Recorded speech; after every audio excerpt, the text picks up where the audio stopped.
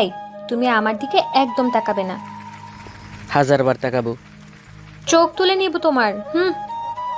চুল ছেড়ে নিব আমি তোমার। কি? এত সাহস পেয়েছো কোথায় তুমি আমার চুলে হাত দিবে? সাহসের দেখছো কি? আমি রাখলে যা ইচ্ছা তাই করতে পারি। তাই নাকি? তো কি করবে শুনি? তোমার সব শাড়ি কাচি দিয়ে কুচি কুচি করে ফেলবো। ভিতর ডিম। ভেতর কি হলো শুনি? রাগটা আমার উপর, যা করার আমাকেই করতে হবে। তাহলে তো তুমিও ভিতর ডিম। মোটেও না। তাহলে আমার উপর রাগ করে আমার টি শার্টগুলো এমন অবস্থা করেছো কেন? আমি একটা মেয়ে, আমার যা ইচ্ছে হবে আমি তাই করব। আমিও একটা ছেলে, যা ইচ্ছা তাই করব। কি আর করবে? শাড়ি নষ্ট করবে তো করো। মানুষে তোমাকে খ্যাপাবে পাগল বলে। যা বলে বলুক, তোমাকে সহজে ছাড়বো না। গাধা একটা। তুমি কি গাদার গাদি? হুম, আমার বই গেছে ওনার গাধি হতে। বেশ তো, আসো কেন এই গাদার কাছে? চলে যাও না। কোথায় যাব? যেদিকে দুচোখ যায়। তুমি পারবে আমার হারানো বেদনা সইতে? না মানে হ্যাঁ, পারতে তো হবে। শয়তান জামাই, তুমি কি ভেবেছো আমি এত সহজে তোমার ঘাট থেকে নেমে যাব আর তুমি অন্য মেয়েদের নিয়ে টাঙ্কি মারবে? তা আমি কখনোই হতে দেব না। তো বেশ তো, থাকো তুমি। আমি থাকবো মানে? তুমি কই যাবে? চলে যাব দূর, বহুদূর। ওয়াও! এই, আমাকেও সাথে নিও। মুসাফিরের বেশে আমাদের হানিমুনটাও হয়ে যাবে। চুপ! কেন? ভুলে যেও না আমরা ঝগড়া করছি, কোনো আবেগ চলবে না। এই যে মিস্টার বিড়াল, আমি সারা জীবন কেন, এক সেকেন্ডও থাকতে পারবো না তোমার সাথে। কি? আমি বিড়াল? তুমি তো ইঁদুর। আমি ইঁদুর? ইয়াক! দূর, একটা ভালো নামও দিতে পারো না। না পারি না, তুমি একটা অ্যালার্জি। কি বললে? আমার টি শার্টগুলো তো মনে হয় নিজের দাঁত দিয়েই নষ্ট করেছো। হ্যাঁ করেছি, করব। ওগুলোর উপর আমার যথেষ্ট অধিকার আছে। কিসের অধিকার শুনি? তোমাকে বলবো কেন? তুমি কোন দেশের মহারাজা? হ্যাঁ, বলবে না তো? বেশ, দাঁড়াও দেখাচ্ছি। এই তন্ময়, একদম না। হে হে হে হে, এবার কেমন লাগে? সারা মুখে কালি লেপটে দিয়েছি। কি হলো, এত সহজে হেরে গেলেন মহারানী? শয়তান পাজি ছেলে, তুমি একটা পচা। ওয়াও, আমার পেতনি বউকে নিয়ে একটা সেলফি তুলতে হবে। একদম না। আর আমাকে বউ ডাকবে না। তাহলে কি ডাকবো? কিছু না। ও বউ, একবার আয়নায় মুখটা দেখো না, একেবারে পরি, তবে এ পরি একটু কালো। হা হা হা। এর প্রতিশোধ কিন্তু আমি নিয়েই ছাড়বো। তাই বুঝি? দেখি, নাকের কাছে একটু বাকি আছে, ওখানে একটু দেই। এই, একদম না। দৌড়ে ওয়াশরুমে ঢুকে গেল। এই মেয়েটা পাগলি না, পাগলির ডিব্বা। হা হা হা। মায়াবতী। হ্যাঁ, মায়া মাখা মুখটা যতটা না হাসি খুশি, রাগলে বা অভিমান করলে একেবারে শ্রাবণের কালো আকাশ করে রাখে। আমাদের ঝগড়াটা একটু অন্যরকম, বেশি রেগে যাওয়া যাবে না, শর্ত আছে। কিন্তু মায়া মাঝে মাঝে এতটাই রেগে যায় যে ঠোঁটটা থরথর করে কাঁপে। যাই হোক, মহারানীর আজকে রাগার কারণটা হলো একটা ফোন কল। কি জানি কি ভবোদয় হলো আমার। কলেজ লাইফের বান্ধবী নিশা হঠাৎ আননোন নাম্বার থেকে ফোন দিল। ফোনটা অবশ্য অবন্তীই প্রথমে তুলেছিল, পরে আমাকে দেয়। মেয়ে কণ্ঠ শুনে ফোনটা আমার হাতে দেওয়ার সময় চোখ কটমট করে তাকায়। আমি ভেবেছিলাম সামান্য একটু কথা বলেই রাখবে, তাই অবন্তীকে চাও আনতে বলেছিলাম। কিন্তু নিশা এত সব কথা শুরু করলো যে ভুলেই গেলাম সব। হাসাহাসি কথা বলা, বিভিন্নভাবে কথা শেষ করে স্ক্রিনে তাকিয়ে দেখি 1 ঘন্টা 25 মিনিট 32 সেকেন্ড। ভয়ে ভয়ে পিছনে তাকালাম, কারণ অবন্তীকে চা আনতে বলেছিলাম। কথা বলার ফাঁকে আমাকে অবশ্য কয়েকবার ডেকেছিল, কিন্তু খেয়াল করিনি। ব্যালকনিতে দাঁড়িয়ে কথা বলছিলাম, তো অবন্তীর রাগী মুখ কল্পনা করে পা টিপে টিপে রুমে আসলাম। ভেবেছি অবন্তী হয়তো রাগে চেঁচামেচি করবে, কিন্তু বউ তো দেখে একেবারে শান্ত হাতে একটা কাশি নিয়ে মনোযোগ সহকারে কি যেন করছে। পাশে চায়ের কাপটাও খালি, নিশ্চয়ই ও খেয়েছে। কিন্তু ও কি করছে কাশি নিয়ে? শান্ত দেখে আস্তে আস্তে ওর কাছে যেতেই বড় ধরনের শখ খেলাম। কি করছে এটা ও? ও মাই গড, কিভাবে সম্ভব এটা? কি করেছে মেয়েটা? নিজের পছন্দ করেই গতদিনই 3টে টি শার্ট এনেছি, সুন্দর করে, তার ওপর গোলক ত্রিভুজ চতুর্ভুজ আঁকছে। এটা কি হলো অবন্তি? সে বলে, কি হলো দেখতেই পারছো। আমি বললাম, কেন করছো এমন? সে বলে, ইচ্ছে হলো তাই করলাম। তারপরই শুরু হলো ঝগড়া। যাই হোক, পাগড়িটাকে হারিয়ে দিয়েছি, সারা মুখে কালি লেপটে দিয়েছি, দৌড়ে পালিয়েছি। মেয়েটা যে ফাজিল, কখন কি মনে চাইবে আবার কখন কি করবে কে জানে। পরের দিন সকালে, এই অবন্তি, এই ওঠো। কি হলো? এত সকালে ডাকলে কেন? হুম? এখন সকাল কয়টা বাজে খেয়াল আছে? কয়টাই বা বাজে? ঘুমিয়ে পড়ো। ঘুমিয়ে পড়বো মানে? এখন 8:35 বাজে, আমার অফিস 9টায়। নাস্তা কই? ইস, এই যা। এই শোনো না, বলছি আজকে খেতে হবে না। মানে কি অবন্তি, না খেয়ে কেমনে থাকবো? একটাই তো দিন, বলছি তো টের পাইনি। দূর, এত রাগ দেখানোর কি আছে সামান্য ব্যাপারে? এটা সামান্য ব্যাপার? তুমি জানো না আমি বাইরে খাই না? খাও না, আজকে খাবে। পারবো না, ওঠো, কিছু একটা বানাও। পারবো না। কেন? চুপচাপ শুয়ে পড়লো। যদিও ভীষণ রাগ হচ্ছিল, তবুও না খেয়ে বেরিয়ে পড়লাম। আমি জানি কাল বলেছিল প্রতিশোধ নেবে, এজন্য ইচ্ছা করেই শুয়ে আছে। অবশ্য আম্মু নাস্তা বানিয়ে দিয়েছে, কিন্তু বাসায় খাইনি, অফিসে এসেই খেয়েছি। লেট হচ্ছিল এমনিতেই। সন্ধ্যায়, অবন্তি শুনছো? বলো। 1 কাপ চা দাও তো। হাতে অনেক কাজ। কি এমন কাজ শুনি? সব কৈফিয়ত তোমাকে দিতে হবে কেন? মানে কি অবন্তি, তুমি এমন বিহেভ করছো কেন? আমি ঠিকই আছি। তো যাও, চা নিয়ে আসো। পারবো না। মনে থাকে যেন। হুম। এমনভাবে চলতে থাকলে আমার গৃহ থেকে হতে বেশি দিন সময় লাগবে না। না পারি জোরে ধমক দিতে, না পারি কিছু করতে।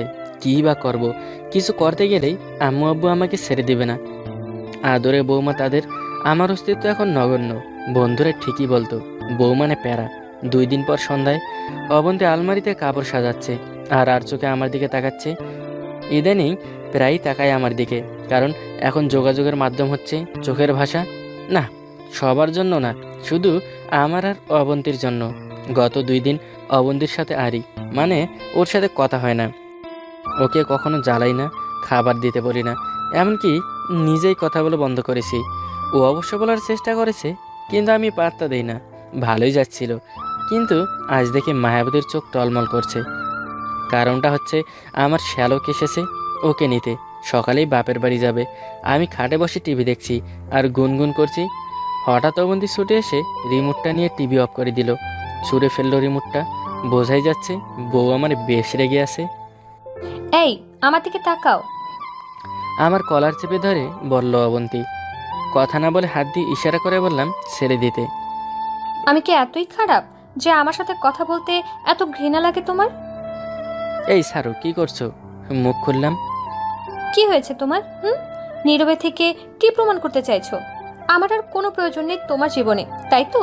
নতুন কেউ এসেছে বুঝি? কি বলো এসব? কি বলি বোঝো না?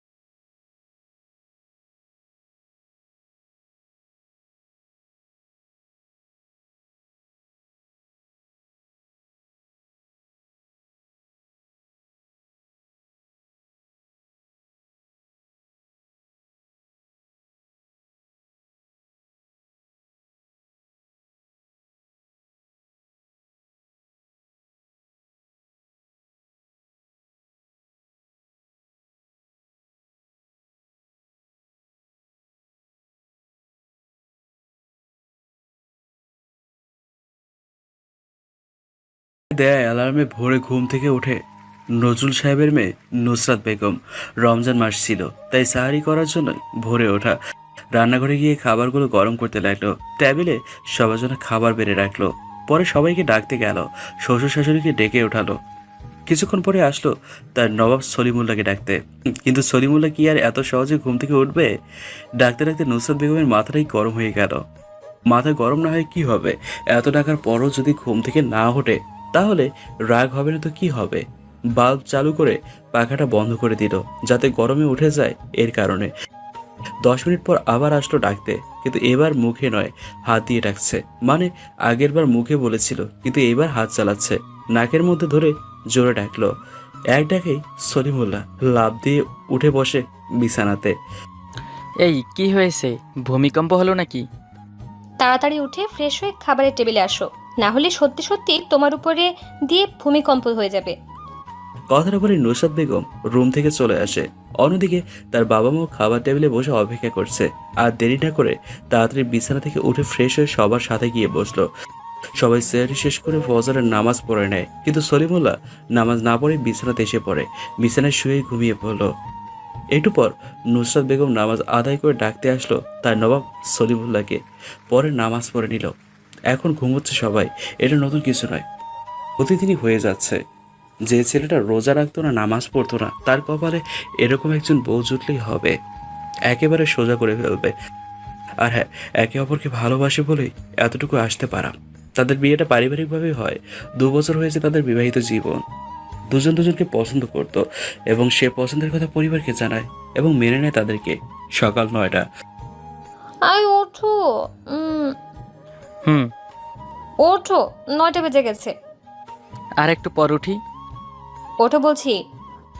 সাথে সাথে উঠে ফ্রেশ হয়ে নিল এবং অফিসে যাওয়ার জন্য তৈরি হতে লাগলো। নুসরাত তার স্বামীকে বিদায় দিয়ে শুয়ে পড়ল। রমজান মাস, তাই একটু দেরি করে ঘুম থেকে ওঠে। 10টায় ঘুম থেকে উঠে সংসারের কাজে ব্যস্ত হয়ে পড়ল। একটু পর তার মোবাইলে কল আসলো। হ্যালো, কি করে আমার বউটা? ঘর গোছাচ্ছি। ও, কখন উঠেছো ঘুম থেকে? তুমি যাওয়ার একটু পরেই উঠেছি। ও, আজ ইফতার কি বানাবো? মাকে জিজ্ঞেস করো। ঠিক আছে, কিন্তু তুমি কি খাবে? তোমার জন্য কি বানাবো? এত কষ্ট করতে হবে না, সবাই যা খাবে আমিও তাই খাবো। আচ্ছা ঠিক আছে, তাহলে এখন তাহলে রাখো। আচ্ছা ঠিক আছে, টাটা। হুম। কথা শেষ করে আবারও সংসারের কাজে ব্যস্ত হয়ে পড়ে। একটা মেয়ের জীবনের সবচেয়ে গুরুত্বপূর্ণ জীবন হলো তার সংসার। একটা মেয়েই পারে তার সংসারটাকে আগলে রাখতে। মায়ের জাতটাই এরকম, সংসারের কাজ শেষ করে রান্না করে যায় তার শাশুড়িকে সাহায্য করতে। তার শাশুড়ির কাছ থেকে রান্না শিখেছে, কিন্তু তাকে রান্না করতে দেয় না, নিজের মেয়ের মতো ভাবে তাকে। কিন্তু নুসরাত নাছোড়বান্দা, যখন যেটা বলবে সেটাই করবে। বাধ্য হয়ে তাকে রান্না করতে দেয়। জোহরের নামাজ আদায় করে তার স্বামীকে কল দেয়। হ্যালো, হুম, বলো। নামাজ পড়েছো? না মানে একটু ব্যস্ত, তাই পড়িনি। তাড়াতাড়ি নামাজ পড়ে আসো, নামাজ শেষ করে আমায় কল দাও। ইয়ে কোনো ইয়ে নয়, যা বলছি এটাই। আচ্ছা, যাচ্ছি। কিছুক্ষণ পর নামাজ শেষ করে কল দেয় তার বউকে এবং কয়েক মিনিট কথা বলে বিদায় জানায়। নুসরাত, জি মা। হৃদয়কে কল দিয়েছিলে? হ্যাঁ মা, দিয়েছি। ছেলেটা তোমার জন্য একটু ভালো হয়েছে, আমাদের কথা তো শুনতোই না। এত বলেও কিচ্ছু করাতে পারতাম না। তুমি আসলেই অনেক লক্ষ্মী একটা মেয়ে। নুসরাত একটু লজ্জা পেয়ে মাথাটা নিচু করে ফেলে। আর হ্যাঁ, সলিমুল্লাহ আসল নাম হচ্ছে হৃদয়। তার বাবা তাকে একবার এই নামে ডেকে ফেলেছিল। সে থেকেই সলিমুল্লাহ নামটাও তার কাছে তার আরেক নাম হয়ে যায়। নুসরাত তার বাসায় কল দিয়ে তার বাবা মায়ের সাথে কথা বলে। এর কিছুক্ষণ পর তার শ্বশুর এসে ডাকে। মা, জি বাবা। মা কি করো? এই তো বাবা, শরবত বানাচ্ছিলাম। তুমি সারাদিন এত কষ্ট করো কেন? তোমার মাকে বললেই তো হতো। না বাবা, ঠিক আছে। নিজের খেয়াল রাখো মা। হ্যাঁ বাবা। হৃদয়ের আসতে কি আজ দেরি হবে? না বাবা, ও তো অফিস থেকে একটু আগেই বের হয়ে গিয়েছে, হয়তো রাস্তায় জ্যামে পড়েছে। আচ্ছা মা, ঠিক আছে। ইফতারের ঠিক 20 মিনিট আগে হৃদয় বাসায় এসে পৌঁছায়। ফ্রেশ হয়ে বিশ্রাম নেয়। একটু পর হৃদয়ের বউ তার কাছে আসে। কি কষ্ট হচ্ছে খুব? হুম। আর একটু কষ্ট করো। হুম মাথা টেপে দেবো? হুম শুধু হুম হুম। হুম আবার? নুসরাতের কোলে মাথা রাখে এবং নুসরাত তার স্বামীর মাথা টিপে দিচ্ছে। কি আর করবে বেচারা, রোজা রাখতে পারে না, কিন্তু এখন ঠিকই রাখে। এখন 5 ওয়াক্ত নামাজও পড়ে। সব মুসলমানদেরই উচিত আল্লাহর আদেশ নির্দেশ মেনে চলা, আল্লাহর কথা স্মরণ করা, কোরআন পড়া এবং বেশি বেশি হাদিস পড়া এবং সেটা অন্যকে জানানো। নুসরাত প্রতি রাতে তার স্বামীকে হাদিস শোনাতো এবং হৃদয়ে তার বলা হাদিসগুলো খুব মনোযোগ সহকারে শুনতো। কিছুক্ষণের মধ্যেই আজান দেবে। সবাই খাবার সামনে রেখে অপেক্ষা করছে আজানের জন্য। মহান আল্লাহ তাআলা বলেছেন, ইফতারের সময় যখন রোজাদার ব্যক্তি আজানের অপেক্ষা করে তখন আল্লাহ তাআলা শয়তানকে ডেকে বলে, দেখো দেখো আমার বান্দা যাকে তুমি নাফরমান বলেছ, তার কানে যতক্ষণ পর্যন্ত আমার নাম না পৌঁছাবে ততক্ষণ পর্যন্ত সে এক লোকমা খাবারও মুখে দেবে না। ঠিক এই সময়ে আমার বান্দা যদি আমার কাছে কিছু চায় তাহলে আমি তা অবশ্যই পূরণ করব। আল্লাহ সবাইকে রোজা এবং 5 ওয়াক্ত সালাত আদায় করার তৌফিক দান করুন, আমিন। বড় মামার বিয়ে, মেয়ে দেখা সহ সব কিছু ঠিকঠাক। বিয়ের বাকি আর মাত্র 5 দিন। আমাকে এই নিয়ে কমপক্ষে 100 বার ফোন করলো মামা। হাজার হলেও আমি তার একমাত্র বোনের বড় ছেলে। বড় মামা আমাকে অনেক ভালোবাসে। আমি হৃদয়, বাবা মায়ের একমাত্র ভদ্র ছেলে। ঢাকা বিশ্ববিদ্যালয় থেকে মাস্টার শেষ করে বর্তমানে ঢাকায় যাত্রাবাড়ি থানার শনির আখড়ায় দনিয়া বিশ্ববিদ্যালয় কলেজে হিসাব বিজ্ঞান পড়াচ্ছি। তবুও ছাত্রছাত্রী মায়া ত্যাগ করে মামার বিয়েতে আমাকে বাধ্য হয়েই যেতে হচ্ছে। অনেক কষ্ট করে প্রিন্সিপাল স্যারের কাছ থেকে 7 দিনের ছুটি নিতে সফল হলাম। তাই সময় নষ্ট না করে বিকেলেই বাড়ির উদ্দেশ্যে যাত্রা শুরু করলাম। স্টেশনে গিয়ে দেখি ট্রেন মিস করে ফেলেছি। তাই বাধ্য হয়ে বাসের টিকিট কাটতে হলো। ও মা, এ কি, আমার সিটে একটা মেয়ে বসে আছে। আপু, আমার সিটে যদি দয়া করে বসতে দিতেন তবে এই নিরীহ ছেলেটা আপনার প্রতি কৃতজ্ঞ থাকতো। আপনি কোথাকার কোন নবাব? এই সিটে কি আপনার নাম লেখা আছে নাকি? এই সিটে আপনাকে বসতে দিব না। ভদ্র ছেলের মতো রাস্তা মাপুন।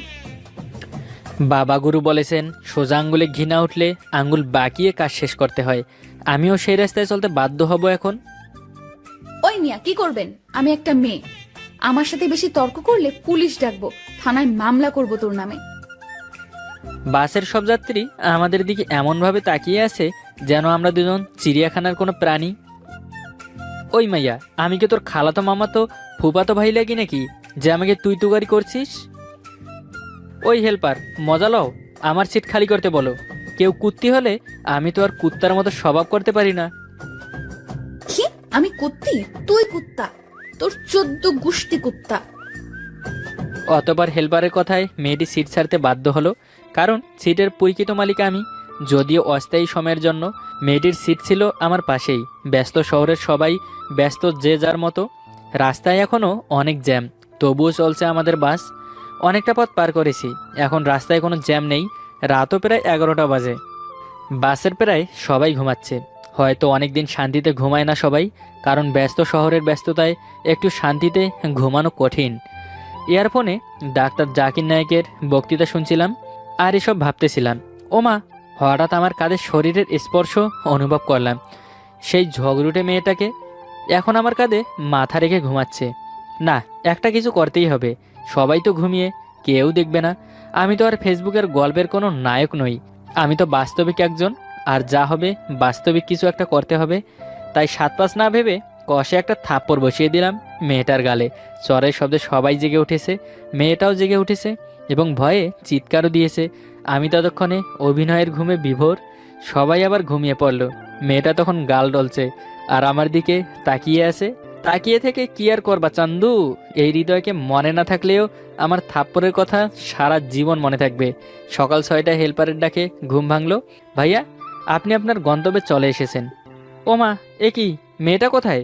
হেল্পার ছেলেটাকে জিজ্ঞেস করলাম মেয়েটা কখন বাস থেকে নেমেছে। সে বলল 20-25 মিনিট আগে নামছে। ওহ না, মেয়েটার জন্য এখন খারাপ লাগছে। হয়তো আমার থাপ্পড় দেওয়াতে অনেক ব্যথা পেয়েছে মেয়েটা। সত্যি অনেক খারাপ লাগতেছে। বাসের অনেকে নেমে গেছে। এসব কথা ভাবতে ভাবতে সিট থেকে উঠতেছি। হঠাৎ খেয়াল করলাম মেয়েটার সিটে একটা মোবাইল পড়ে আছে। বুঝতে আর অসুবিধা হলো না মোবাইলটা কার। মোবাইলটা ওই মেয়েটারই। যাক, ভালোই হলো, ফোনটার ওসিলায় মেয়েটার সাথে ফোনে কথা বলা যাবে। মেয়েটার সাথে এত ঝগড়া করলাম, বাট নামটাই তো জানা হলো না। ফোনটা প্যান্টের পকেটে রেখে বাড়িতে আসলাম। আনুমানিক 30 মিনিট পর মেয়েটার মোবাইলে একটা আননোন নাম্বার থেকে কল আসলো। ফোন বেজেই যাচ্ছে। আমি একটা কাজে ব্যস্ত ছিলাম, তাই ইচ্ছা থাকা সত্ত্বেও কল রিসিভ করতে পারিনি। আম্মু অনেক তড়িঘড়ি করছে আমাকে নিয়ে। অনেকটা পথ জার্নি করে এসেছিস, এখন বাথরুমে গিয়ে ফ্রেশ হয়ে খাবার টেবিলে আয়, এসব বলা বলি করতেছিল। আম্মু যাবার পর কল রিসিভ করলাম। কল রিসিভ করেই সালাম দিলাম, আসসালামু আলাইকুম। ভাইয়া, এই ফোনটা আমার। ফোনটা আমি হারিয়ে ফেলেছি, প্লিজ আমার ফোনটা ফিরিয়ে দিন না। এই ফোনে তো আপনার নাম লেখা নেই, তাছাড়া আপনি চাইলেন আর আমি এক ঢিলে আপনার কাছে ফোন পাঠিয়ে দিব। আপনি কে বলুন তো? আপনার কণ্ঠ কেন জানি চেনা চেনা লাগছে। কোথাও কি আপনার সাথে আমার কথা হয়েছে কখনো? জি, দেখাও হয়েছে, কথাও হয়েছে। কোথায় যেন দেখা হয়েছে আপনার সাথে? মঙ্গল গ্রহে দেখা হয়েছিল। মঙ্গল গ্রহে আমি বাসের মালিক ছিলাম, আপনি ছিলেন সেই বাসের মেয়ে হেল্পার। ও, মনে পড়েছে, আপনি বাসের সেই ছেলেটা যে আমার পাশে বসেছিলেন। রাতের অন্ধকারে একটা চরও মেরেছিলেন, আবার আমার ফোনটাও চুরি করলেন শেষমেশ। আপনি আসলেই একটা চোর, ডাকাত। না না না না, সরি সরি, আপনি অনেক ভালো একটা ছেলে। প্লিজ আমার ফোনটা দিন না। আমি চোর, রাখেন ফোন। আর এই ফোনে কল দিবেন না। বাসে অনেক অপমান করেছেন, বেশি কিছু বলিনি। আপনার ফোন আমি আপনার সিট থেকে পেয়েছি, আমি আপনার ফোন চুরি করিনি। সবার সামনে আমার সাথে ঝগড়া করার জন্য রাতে একটা চট দিয়েছিলাম, তার ফলস্বরূপ আপনার ফোন আমি ফিরিয়ে দিতেও চেয়েছিলাম, কিন্তু আপনার ব্যবহার এবং মন মানসিকতা সত্যি অনেক নিচু, তাই আমি ফোনটা ফিরিয়ে দিব না। অতপর কল কেটে দিলাম। হৃদয়, তুই এখনো ফ্রেশ হস নাই? কার সাথে এত ঝগড়া করিস ফোনে? তোর মামার সাথে তোরও ব্যবস্থা করতে হবে নাকি? আম্মু, তুমি কি যে বলো না, বিয়েটি আমার দ্বারা হবে না। আমি এখনো 10 বছর পর বিয়ে করব। ও আল্লাহ, এই ছেলে বলে কি? আমি আর তোর বাবা মনে হয় না তোর বিয়ে দেখে যেতে পারবো। এখন কথা বাদ দিয়ে খাবার টেবিলে আয়। কিছু সময় পরে বড় মামা আমাদের বাসায় আসলো। বাবা আগেই পৌঁছে গেছে নানা বাড়িতে, মা আমার জন্য বাসায় ছিল। বিয়ে বাড়িতে অনেক লোকের সমাগম। নানা নানি আমাকে দেখেই বুকে জড়িয়ে নিল। মামার বিয়ের শপিং শুরু হলো পরের দিন থেকে। অনেক কিছু শপিং করলাম মামার বিয়ের জন্য। এত কিছুর মাঝেও ওই মেয়েটার ফোন মাঝে মাঝে বিরক্তকর কল আসতেছে। ওই মেয়ে, এত কল দাও কেন? আমি কি তোমার বল লাগি নাকি যে ঘন্টায় ঘন্টায় কল দিতে হবে? তোমার ফোন আমি দিব না বলেছি তো দিব না। তোমার ফোন দিয়ে আমি মটকা খেয়েছি। তুমি আমাকে যতই অপমান করো আমি কিছুই মনে করব না। প্লিজ আমার ফোনটা ফিরিয়ে দাও না। কি ব্যাপার? একবার তুমি বলছে আর একবার আপনি বলছো, ব্যাপারটা কি? সত্যি সত্যি আমার বউ হবার স্বপ্ন দেখছো নাকি? তুমি যে কি বলো না, তোমার সাথে অনেক কথা হয়েছে, তাই তুমি করেই বললাম। প্লিজ ফোনটা দাও না, ফোনে আমার অনেক গুরুত্বপূর্ণ নাম্বার রয়েছে। তোমার এত পেঁচাল শোনার টাইম আমার নেই। ফোন রাখলাম এখন, নিজের রাস্তা মাপো। আমি ফোন ফিরিয়ে দিতে পারবো না বলেই ফোনটা কেটে দিলাম। আজ মামার বিয়ের দিন, সবাই যে যার মতো রেডি হচ্ছে, আমিও তাড়াতাড়ি রেডি হলাম। বিয়ের সব প্রস্তুতি শেষ। আল্লাহর নাম নিয়ে সবাই গাড়িতে উঠলাম। আমি মামা একই গাড়িতেই উঠলাম। 3 ঘন্টা পর বিয়ে বাড়িতে পৌঁছালাম। কনে পক্ষের সবাই এসে মামাকে গাড়ি থেকে নামিয়ে নিয়ে গেল। আমি সবার থেকে একটু দূরে হাঁটাহাঁটি করছি। পকেট থেকে সেই মেয়েটার ফোনটা বের করে দেখলাম, আজ মেয়েটা একবার কল দেয়নি। এখন নিজের মাঝেই খারাপ লাগতেছে। একটু বেশি কষ্ট দিয়ে ফেললাম নাকি মেয়েটাকে? না, এবার কল দিয়ে বলবো, ফোনটা কুরিয়ারের মাধ্যমে পাঠিয়ে দিব। এসব কথা ভাবতেছি আর একাকি হাঁটতেছি। সবাই বরকে নিয়ে আনন্দ করছে। হঠাৎ দূরে একটা মেয়েকে দেখে বুকের মধ্যে বিদ্যুৎ চমকে গেল। আরে, এ তো সেই ঝগড়ুটে মেয়েটা যার সাথে বাসে ঝগড়া হয়েছিল আমার। এই কাম সারছে। এই মেয়ের সামনাসামনি হলে নির্ঘাত টর্নেডো হয়ে যাবে।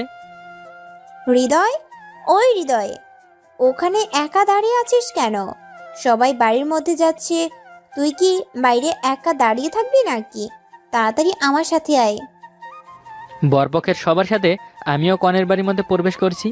এই কাম সারছে। ওই বজ্জাত মেয়েটা আমার সামনে, সবার পিছনে ছিলাম, তবুও কেন জানি মেয়েটা আমাকে দেখে ফেলেছে। আমাকে দেখে থ হয়ে দাঁড়িয়ে আছে। আমার সাথে আবার তার দেখা হবে এটা হয়তো মেয়েটা ভাবেনি। আমার তো ভয়ে চোখ মুখ শুকিয়ে আসতেছে। কি করি ভাবতেছি। হঠাৎ সবার শেষে আমার হাত টেনে ধরলো। পেছন থেকে আমার হাত ধরে নিয়ে একটু সবার আড়ালে নিয়ে যাচ্ছে মেয়েটা। একটু নির্জনতায় নিয়ে এলো আমাকে। আমার মোবাইল কোথায়? আমার মোবাইল দিন। রাতে চর মারছেন, কিছুই বলি নাই, আবার আমার মোবাইলটাও চুরি করছেন। কে আপনার মোবাইল চুরি করেছে? আর আর আর আর তার আগে বলুন, আপনি এই বিয়ে বাড়িতে কেন? আমার নানা বাড়ি, আর আমি থাকবো না তো আপনি থাকবেন? আজ আমার বড় খালামুনির বিয়ে, কিন্তু আপনি এই বিয়ে বাড়িতে কেন? আজ আমার বড় মামার বিয়ে, এই বাড়ির মেয়ের সাথেই আমার বড় মামার বিয়ে। ও, তার মানে আপনার খালার সাথেই আমার মামার বিয়ে? যাক, ভালোই। ভালো খারাপ পরে দেখব, আগে আমার মোবাইল দিন, তারপর আপনার সাথে আমার কথা। এই নিন আপনার মোবাইল। এই মোবাইলের জন্য কত কথাই না শুনলাম আপনার কাছে। বাসে মোবাইলটা ফেলে চলে আসাই ভালো ছিল। এবার আমি আসি, আপনার সাথে আমার আর কোনো কথা নেই। So good bye. এই যে মিস্টার, কোথায় যাবেন? আপনাকে যেতে দিলে তো? হাজার হলেও এখন আপনি আমার আত্মীয়, আপনার নাম্বারটা দিয়ে তারপরেই যাবেন। আপনার মতো ডাইনির কাছে আমার নাম্বার দিব না। আপনি আমাকে সেই প্রথম থেকে অনেক জ্বালিয়েছেন। দয়া করে এবার একটু মুক্তি দিন প্লিজ। মুক্ত হতে চাইলেই কি মুক্ত হওয়া যায়? নাম্বার না দিলে এখন কিন্তু চিৎকার করব, সবাইকে বলবো আপনি আমার সর্বনাশ করার জন্য এই নির্জনতায় নিয়ে আসছেন। তাই ভদ্র ছেলের মতো নাম্বার দিন। এই নাম্বারের জন্য এত কিছু? নাম্বার তুলুন আপনার ফোনে। এখন কি আমি যেতে পারি? আম্মু বারবার কল দিচ্ছে আমাকে, এই দেখুন। যেতে পারবেন, তবে নামটা বলে যেতে হবে। বাসায় গেলে আমি কল করব, যদি রিসিভ করেন তবেই যেতে পারবেন। আমি হৃদয়, কল রিসিভ করতে চেষ্টা করব। এখন আমি আসি, মিস ডাইনি। থ্যাঙ্কস, আপনি আসলেই একটা ফাজিল। বাসায় যাওয়ার পর আমি কল দিব। অতপর মায়ের কাছে আসলাম। আমার সুপুত্র কোথায় ছিলেন? আপনার মামার বিয়েতে এসেছেন, সেটা কি আপনার মাথায় আছে? মায়ের অনেক বকুনি খেলাম।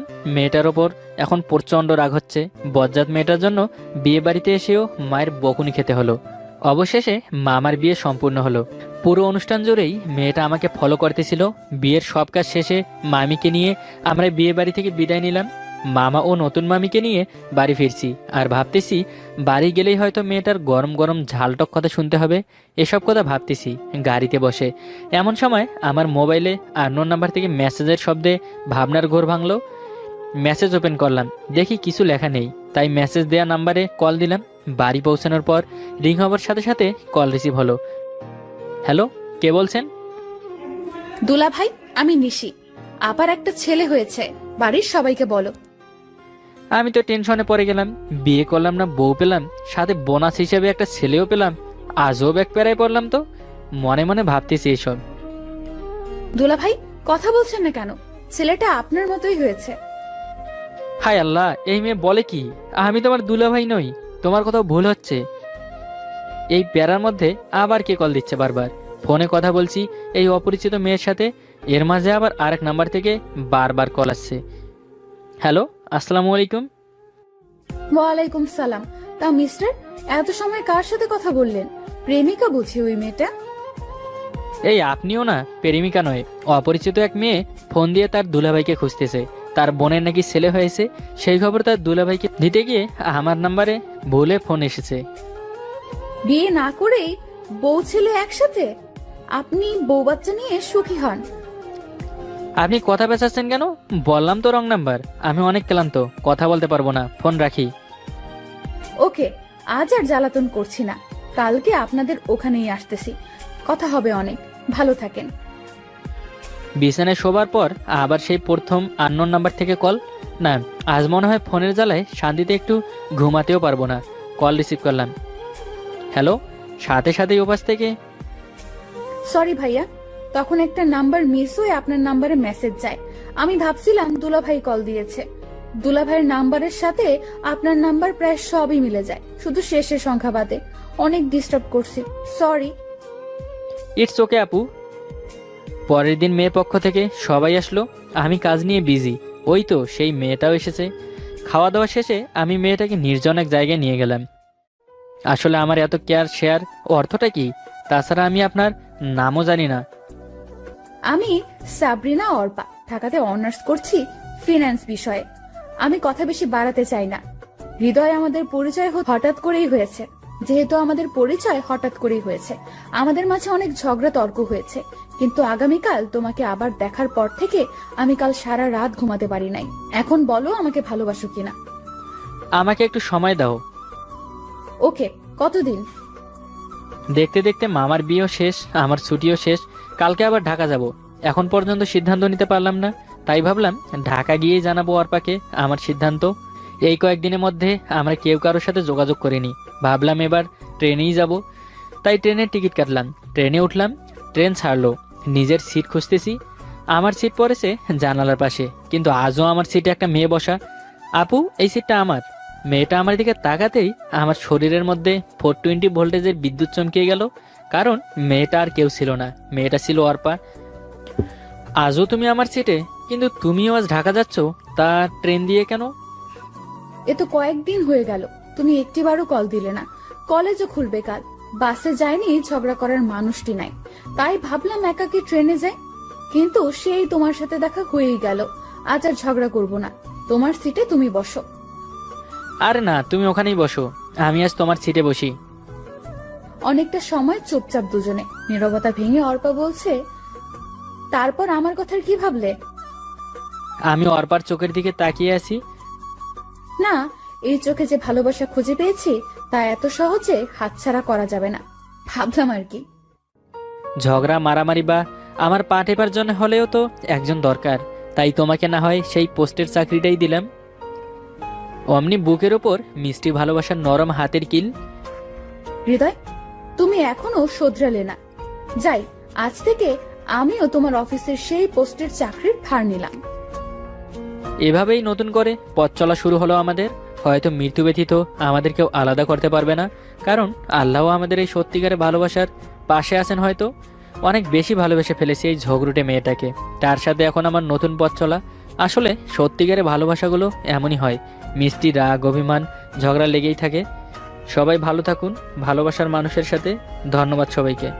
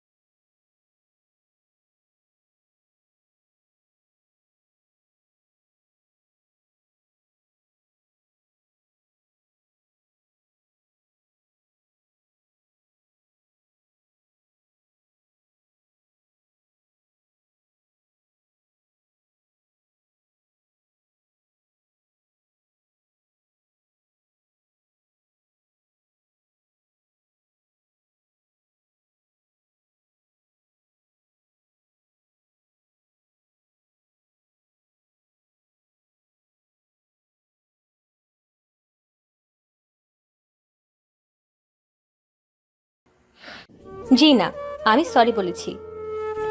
হয়েছে, চুপ থাকো এখন। আমি মেয়েটার কথা ভাবছি, মেয়েটা হয়তো ভাবছে কোন কুক্ষণে আমার বউ হয়ে এ বাড়িতে এসেছে।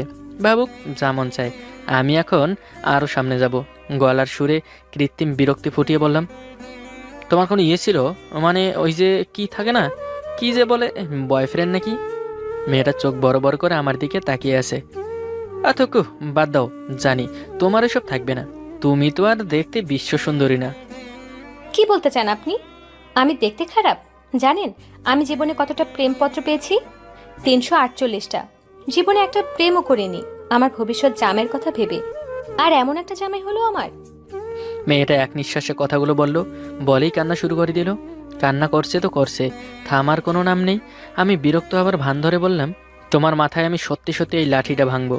তুমি কি চাও আমি এটা করি? মেয়েটা এবার জোরে, অনেক জোরে কান্না করতে লাগলো।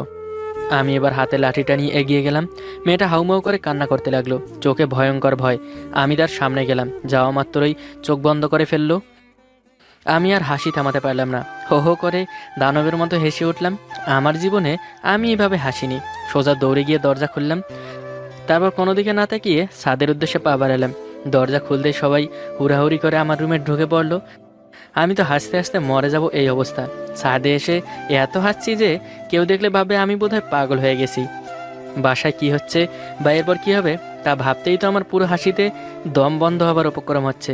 যা কাণ্ড একখানা ঘটিয়েছি, এরপর আম্মা আমাকে ঘরে ঢুকতে দিলে হয়। আমি নিশ্চিত আজকে আমার কপালে অনেক দুঃখ আছে। তাতে কি, এই মজা তো আর প্রতিদিন করা যাবে না। আর এরকম বাসরাতি বা কয়জন পায়? রাত 2টা বাজে। আমি ছাদে এসেছি 1 ঘন্টা 38 মিনিট হয়েছে। এই পর্যন্ত আমার খোঁজে কেউ আসেনি। সত্যি বলতে আমি 1 ঘন্টা 38 মিনিটের মধ্যে বোধহয় পুরোটা সময় হেসেছি। আমার এখনও হাসি পাচ্ছে।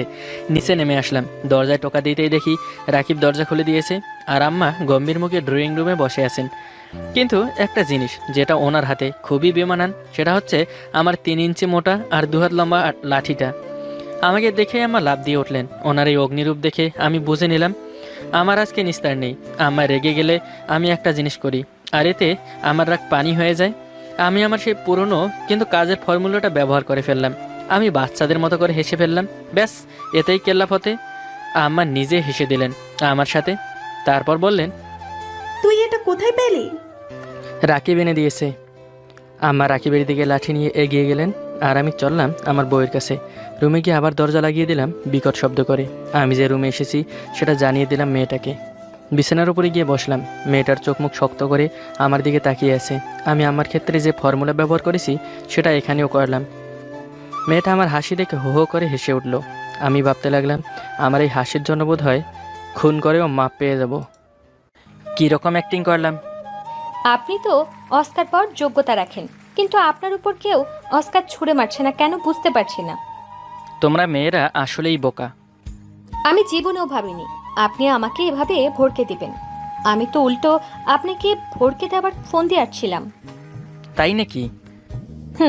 আমি আজকে অবরোধ ঘোষণা করতাম আপনার জন্য। তাই নাকি? তা অবরোধ এখনো আছে? কোনো এক অদ্ভুত কারণে অবরোধটা তুলে নিলাম। আমি তাহলে? মোটেও না। তাই? হুম। হুম। আরে বাবা, আমিও তো বলছি হুম। জানতো। আচ্ছা আচ্ছা, আমি এখন জেরির খুব কাছে। তার নিঃশ্বাসে নয়তো তার বিশ্বাসে জায়গা করে নিয়েছি। তার ঠোঁটের রঙে, কালো চোখে আমি তার সমস্ত অস্তিত্বে আছি। ছুঁয়ে দিব হয়তো তার মনটাকে আমার রঙে।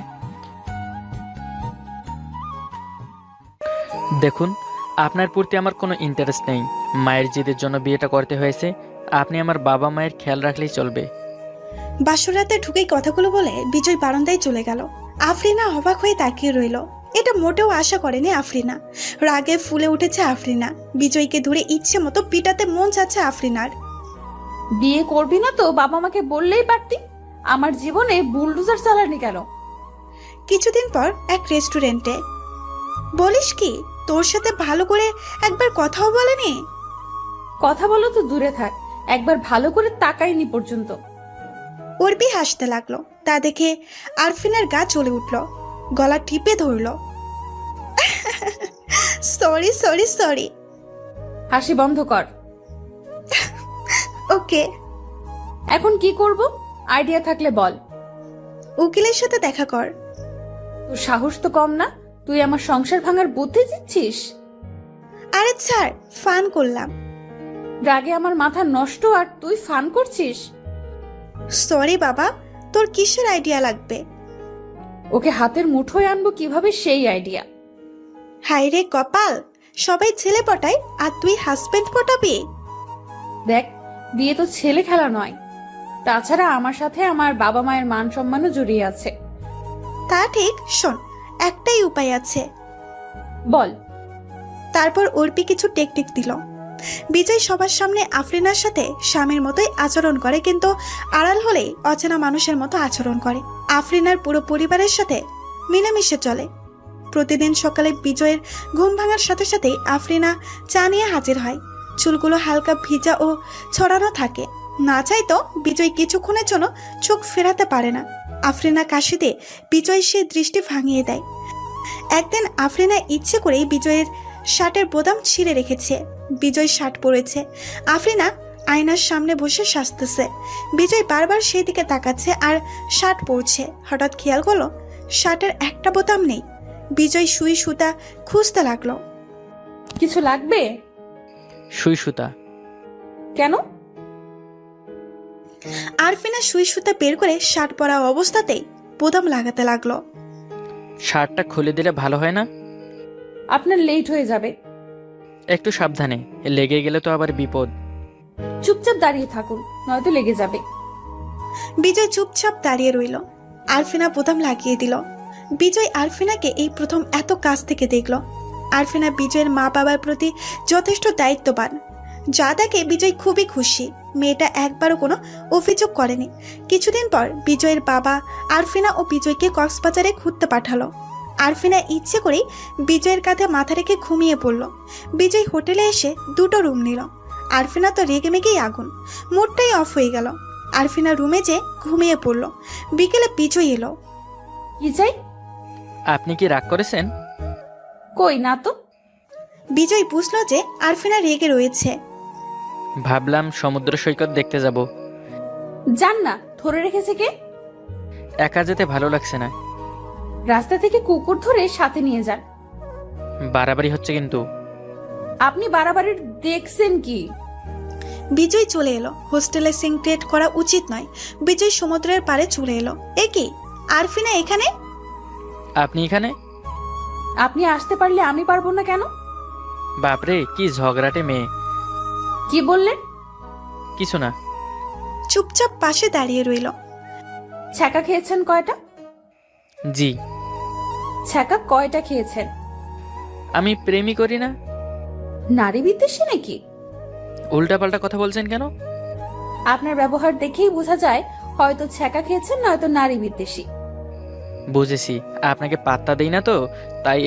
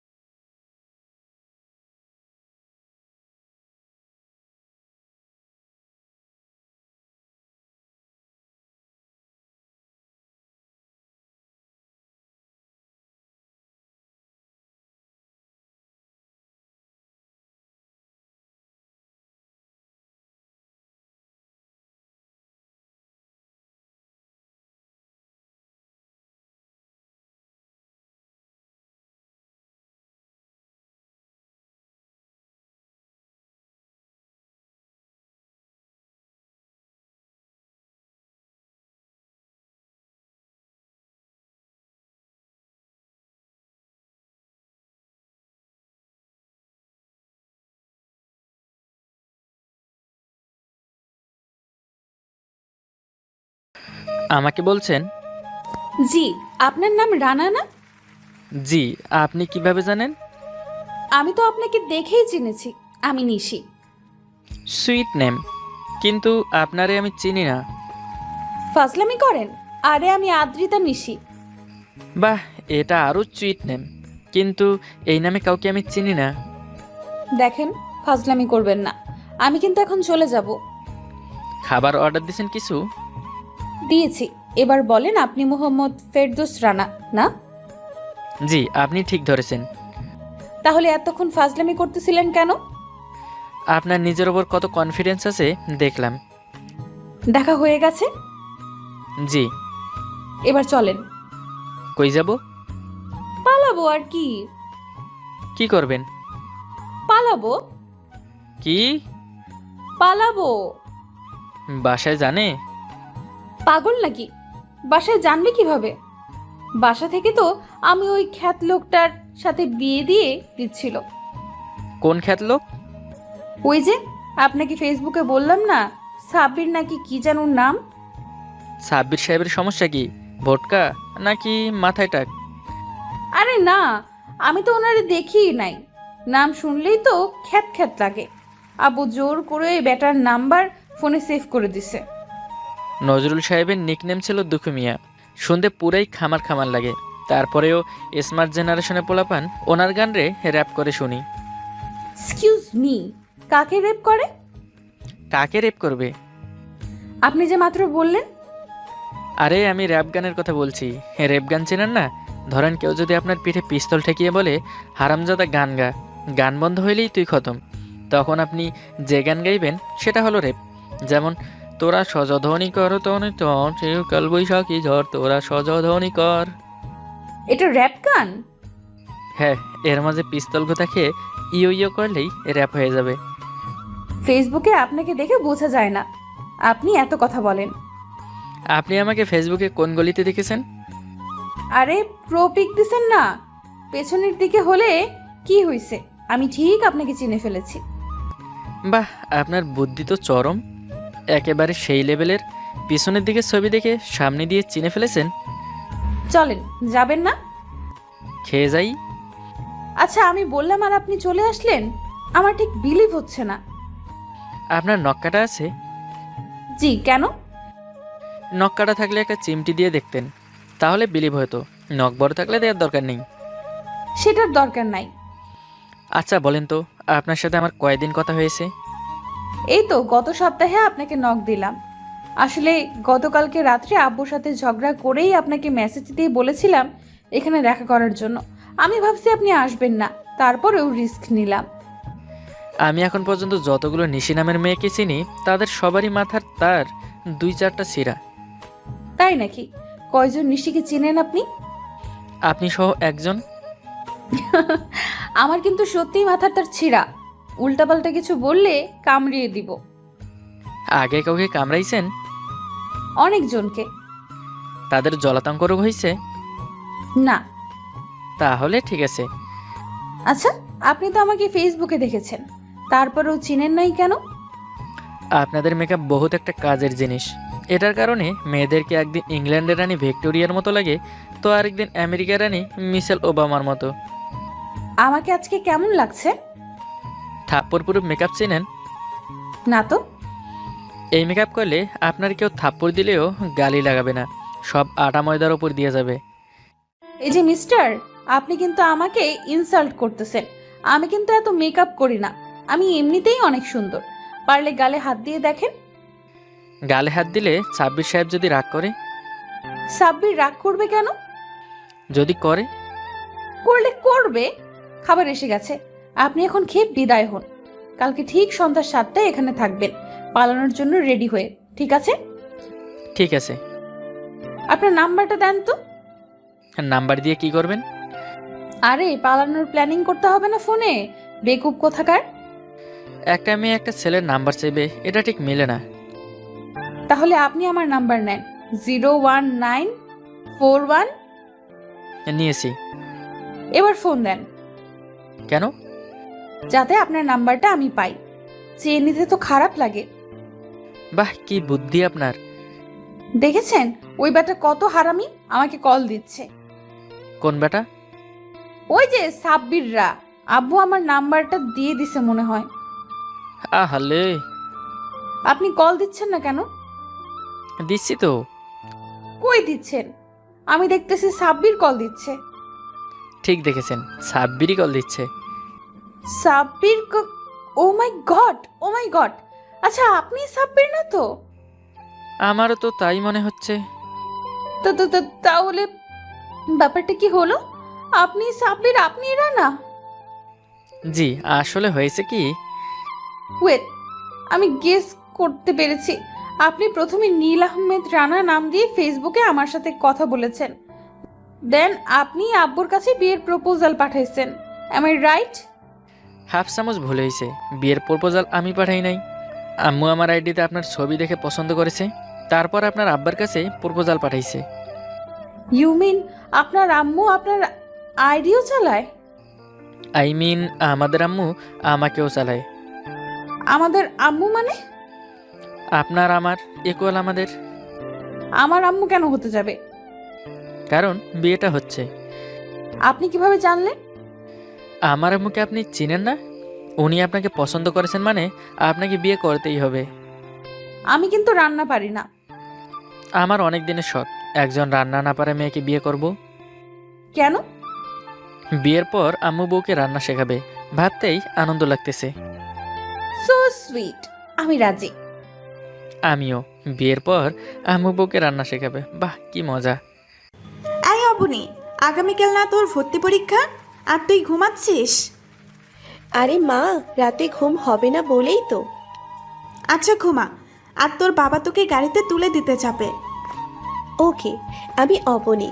মা, বাবা, ছোট ভাই পিয়াস আর আমার ভাইয়ের চেয়ে কোনো অংশে কম না। আবরার ভাই নিয়ে আমাদের স্বর্গ। বাবা মাকে গাড়িতে তুলে দিয়ে গেল। গাড়িতে এক ছেলে আমাকে লুকিয়ে দেখছে, তবে ছেলেটি খুব কিউট, চুলগুলো হেব্বি। আমার ভাবনায় চেত পড়ল আবরার ভাইয়ের ডাকে। কুরিয়ার সার্ভিস বাস, আর এর দায়িত্বে আবরার ভাই। এই যে অবনী, তুমি তো খুব লাকি। জানালা ধারে সিট, রাতের প্রকৃতি দেখতে তো খুব ভালোবাসো। সব আপনার জন্য ভাইয়া, আপনি তো প্রতিবার এই ব্যবস্থা করে দেন। আর শোনো, আজ কিন্তু বেশি ফোনে গান ও এফবিতে থাকবে না, তাহলে পরীক্ষায় 12টা বাজাবে। ঘুমিয়ে পড়ো। না, আমি ঘুমাবো না। আপুর ছবি দেখবো, আর এখানে বসেন। কোন আপুর? না, বসবো না। হাই স্কুল সুন্দরীদের পাশে বসতে আনইজি লাগে। তাহলে আয়রা আপুর পাশে কি করে বসেন? আয়রা আপু তো আমার চেয়ে 1000 গুণ বেশি সুন্দরী। আয়রা আপু ভাইয়ের চেয়ে। ফোন দেন, আমি দেখবো। দেখছি ছেলেটা আমাদের কথা বলা পছন্দ করছে না। এই নাও ফোন। আর এই হলো ক্যাডবেরি, তোমার আপু দিয়েছে। ফোনে আপু ভাইয়ের অনেক ছবি দেখলাম, গান শুনছি। আয়রা আপু ফোন দিয়েছে, রিসিভ করে কথা বললাম। ভাইয়াকে ফোন দিলাম, আর ভাবছি ভাইয়া কেন আমার নিজের ভাই হলো না। তবে দায়িত্ব সব পালন করে বড় ভাইয়ের। মায়ের কাছে আবরার ভাই তো চোখের মণি, আর বাবার বড় সন্তান। ভাবতে ভাবতে গাড়ি কখন যেন সিরাজগঞ্জ চলে আসছে। সবাই নেমে ফ্রেশ হচ্ছে, কেউ খাচ্ছে। আমি বাহিরে ঘুরছি, দেখি সেই ছেলে ওয়ান টাইম কাপ হাতে কফি নিয়ে দাঁড়িয়ে আছে। আমাকে এখানে দেখে কাছে আসলো। এই যে মিস, কফি খাবেন? আর আপনার নাম কি? আমি তুর্য। আমার নাম অবনী বলে ঘুরতেই দেখি আবরার ভাই খাবার নিয়ে রাগি লুকে তাকিয়ে আছে। আমি ভয়ে বাসে উঠে পড়লাম। এনে খাবার খেয়ে নে। ভাইয়া রেগে আছে, রেগে থাকলে তুই বলে। সবাই বাসে উঠলো। ওই ছেলেটি আমার পাশে বসতেই আবরার ভাই চেঁচিয়ে বলে উঠল যে, ওইটা আমার সিট। আমরা ঢাকায় পৌঁছে গেলাম। সকালের খাবার খেতে দিল সবাইকে, সবাই খেলাম। তুর্য ওর খাবারের ময়লা জড়ো করে ঠুসে পুড়ে আমাকে ফেলতে দেয়, আমিও নিয়ে ফেলে দিই। এরপর ফোন নাম্বার চাই, ওটাও আমি কেন জানি না দিয়ে দিই। পরীক্ষা দিয়ে বের হয়ে ফোন অন করতেই আননোন নাম্বারে ফোন আসলো, রিসিভ করলাম। আমি তুর্য। পরীক্ষা কেমন হলো? ভালো, তোমার? আমি পরীক্ষা দিতে পারিনি, এডমিট ভুলে রেখে আসছি। ইউ কি পাগল? না, সাইকো। এইভাবে দিনগুলো কেটে যাচ্ছে। হঠাৎ ফোনে মেসেজ আসলো, অন করে দেখি লেখা, আমি তুর্য, কেমন আছো? পড়ছো কেমন? ভালো থেকো। আমি উত্তরগুলো লিখে সেন্ড করতে পারিনি। কিছুদিন পর আবার মেসেজ আসলো। জানি নাম্বার সেভ করনি। ভালো আছো? পড়ছো কেমন? আমি ভালোই। এবারও উত্তর লিখলাম, সেন্ড করলাম 50 মিনিট পর। 50 মিনিট পর? ভালো, তাও রিপ্লাই দিলে। এইভাবে দিনগুলো কাটছিল মেসেজ চালাচালিতে। একদিন বাজারে গেলাম, দেখি তুর্য নামাজ পড়ে বের হচ্ছে। আমি দূরে গিয়ে ফোন দিলাম, আমি বাজারে, তুমি কই? আমিও তো। তুমি কোথায় বলো? আর এক পাও নড়বা না, আমি আছি, ওখানে থাকো। কেমন আছো অবনী? ভালো, তুমি? ভালো। তোমার সময় হবে এক কাপ কফি খাওয়ার? হুম, কোথায় যাবে চলো। অবনীকে নিয়ে কফি শপে আসলাম। মুখোমুখি বসে আছি। আমি নীরবতা ভাঙলাম। আমি তোমাকে লাইক করি, এটা জানো? তুমিও কি আমায়? আমি তোমার ফ্রেন্ডের মতো দেখি তুর্য। ও আচ্ছা। দিনগুলো কেটে যাচ্ছে, তার সাথে আমরাও অনেক সময় কাটাচ্ছি একসাথে। সূর্য ডোবা, ফুচকা খাওয়া, নদীর পাড়ে হাঁটা, দেখতে দেখতে আমাদের দূরে যাওয়ার সময় চলে এসেছে। আমাকে কি ময়মনসিংহ যেতে হবে পড়তে, আর তুর্য রাজশাহীতে থাকছে, রাজশাহী মেডিকেলে। আজ আমি অনেক দিনের জন্য শেষ দেখা করতে এসেছি আমার অবনীর সাথে। রাতে অনেক কেঁদেছি, ফলস্বরূপ চোখ লাল। কিরে অবনী, দাঁড়িয়ে আছিস আর তোর চোখ ফোলা? রাতে ঘুমাসনি? নতুন ফ্রেন্ডের জন্য ওখানে অনেক মজা করবি বলে, তাই না? তুই কেন ঘুমাসনি তুর্য? আমি তো তোকে একটু একটু করে হারিয়ে ফেলার ভয়ে। তুই তো জানিস আমি তোকে কতটা। থাক, ওসব বাদ দে। আমিও তোকে বলেই বুকে ঝাঁপিয়ে পড়ে কেঁদে দিলাম। তুই খুব বড় শিকারী রে তুর্য।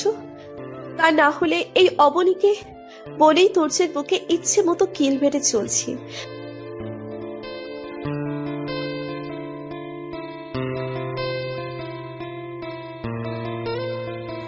যে যার মতো পড়াশোনা নিয়ে ব্যস্ত হয়ে পড়লাম। এখন আমাদের পড়া প্রায় শেষের পথে।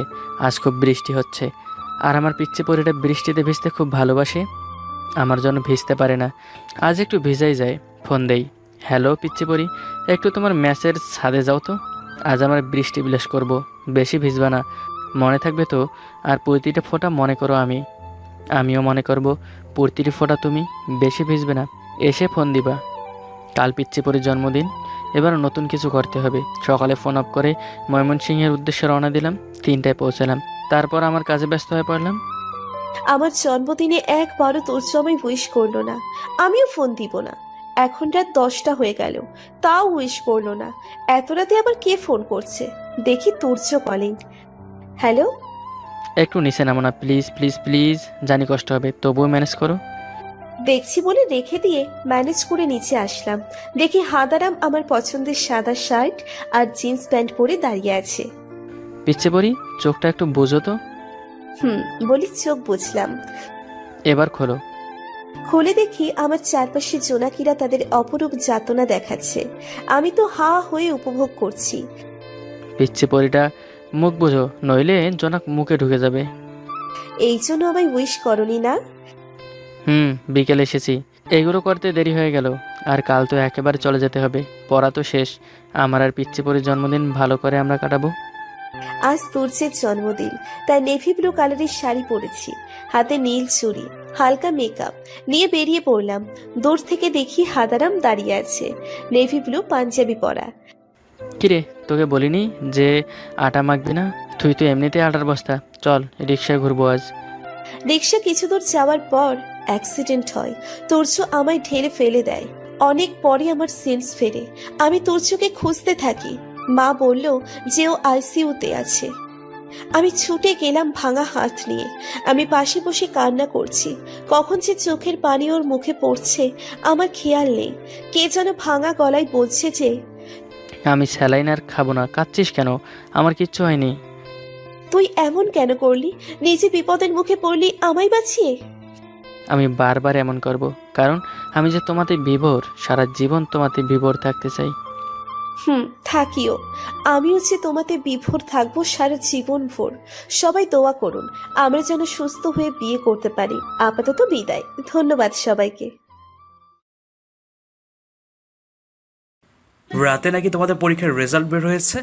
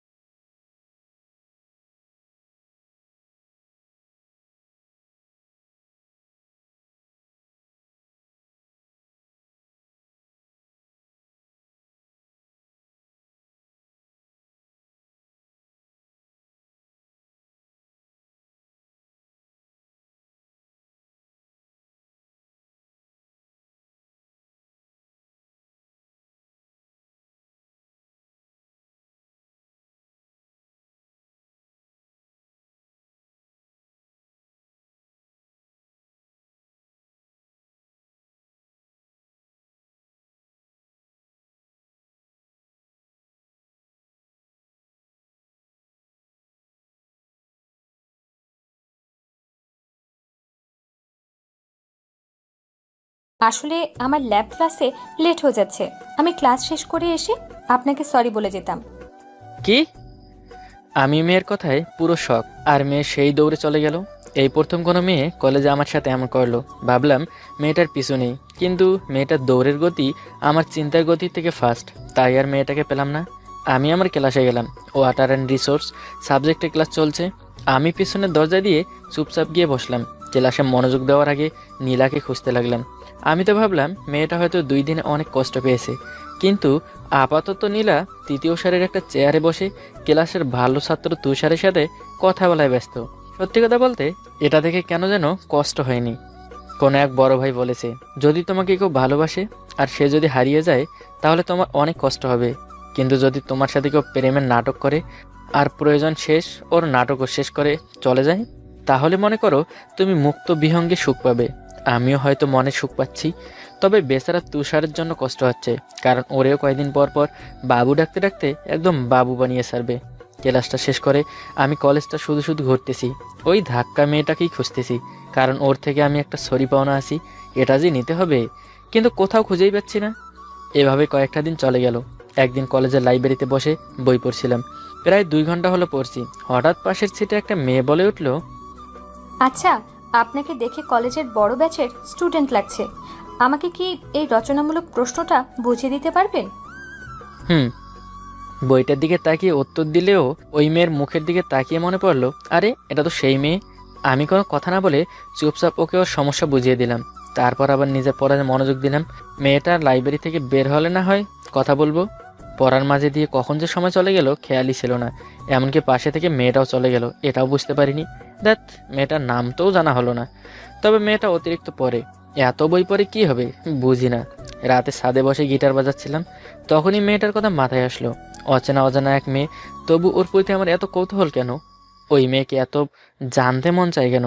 কেনই বা মনে পড়ছে ওর কথা? আচ্ছা, ওই মেয়ে তো সম্ভবত আমাকে জিওটেকনিক্যাল ইঞ্জিনিয়ারিংয়ের বই থেকে প্রশ্ন বুঝিয়ে দিতে বলেছিল। আরে ওইটা তো সিভিল ডিপার্টমেন্টের 3rd সেমিস্টারের বই। তাহলে কি মেয়েটা সিভিল ডিপার্টমেন্টের 3rd সেমিস্টারের স্টুডেন্ট? ইয়াহু, কত ব্রিলিয়ান্ট! আমি একটু মাথা খাটিয়েই বের করে নিলাম। কালকেই ওর ক্লাসে গিয়ে ওর নামটা জেনে আসবো। সিভিলের প্রতিটা ব্যাচের স্টুডেন্ট আমাদের 7ম সেমিস্টারের স্টুডেন্টদের চেনে, কারণ আপাতত আমরাই কলেজের বড় ভাই। আমি কলেজে এসেই প্রথম নোটিশ বোর্ড থেকে সিভিলের 3rd সেমিস্টারের রুটিনটা নিলাম। এরপর সময় অনুযায়ী বুঝলাম ওরা এখন 2য় তলার 5 নং রুমে আছে। আমিও চুপচাপ ওই রুমের সামনে চলে গেলাম আর অপেক্ষা করতে লাগলাম কখন ক্লাস শেষ হয়। প্রায় 20 মিনিট ক্লাস শেষে ওদের ক্লাস শেষ হলো। ক্লাস টিচার চলে যাওয়ার পর ওরাও বের হচ্ছে, কারণ এখন নিচতলায় ওদের ল্যাব ক্লাস। সবাই বের হওয়ার মাঝে ওই মেয়েটাকেই চোখে পড়লো। মেয়েটা পিছনে ছিল, তবে একা, তাই ডাক দিলাম, এই যে সাদা লালের 3 পিসের ধাক্কা মেয়ে। মেয়েটা একদম দাঁড়িয়ে গেল, তারপর আমার দিকে ফিরে তাকালো। আমাকে বলছেন? তুমি ছাড়া আর কেউ তো আমাকে ধাক্কা দেয়নি। ও, তো আমাকে ডাকলেন কেন? সরি আর ধন্যবাদ আপনার থেকে পাই, নিতে আসলাম। হায় রে, আমি তো বলছি ক্লাস শেষে আপনাকে দেব। ও, এখন তো ক্লাস শেষ হলোই। ধ্যাৎ, এই ক্লাস নয় তো, এই সেমিস্টারের সব ক্লাস শেষ হওয়ার কথা বলছি। এখন যদি সরি বা ধন্যবাদ নিয়ে কথা বলি তাহলে আমাদের বন্ধুত্ব হবে, আর এরপর প্রেম, তারপর বিয়ে, আর তারপর বাচ্চা। ওই থামো, তুমি মেয়ে নাকি রেলগাড়ি? আমি আসলাম কিসের কথা বলতে, আর তুমি কি থেকে কই নিয়ে গেলে? হুম আচ্ছা, তুমি বুঝি সায়েন্সের স্টুডেন্ট থেকে ডিপ্লোমাতে যাচ্ছ? হুম কিন্তু কিভাবে বুঝলেন? আপনার কথা শুনে, কারণ সায়েন্সের স্টুডেন্ট একটু মেন্টাল। কি বললেন? এত রাগ দেখানোর কিচ্ছু হয়নি।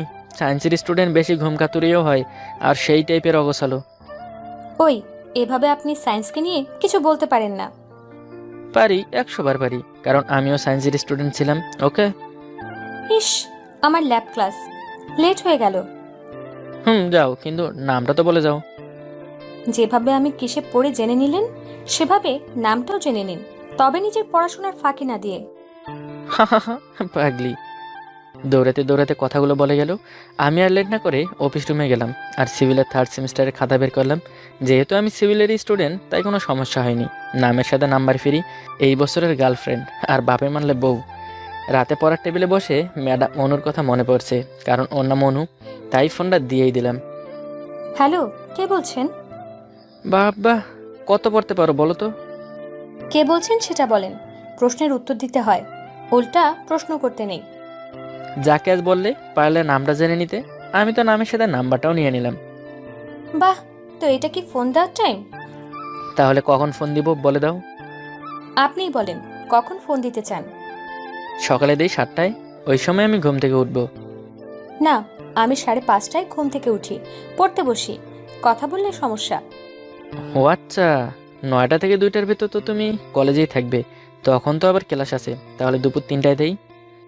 না, তখন আমি ঘুমাবো। তাহলে বিকেলে দেই। তখন পড়তে বসবো। তাহলে রাতে দেই। এই যে পড়তাছি। তাহলে কখন দিব? আপনি বলেন কখন দিতে চান। না থাক, তুমি পড়ো, আমি ঘুমাই।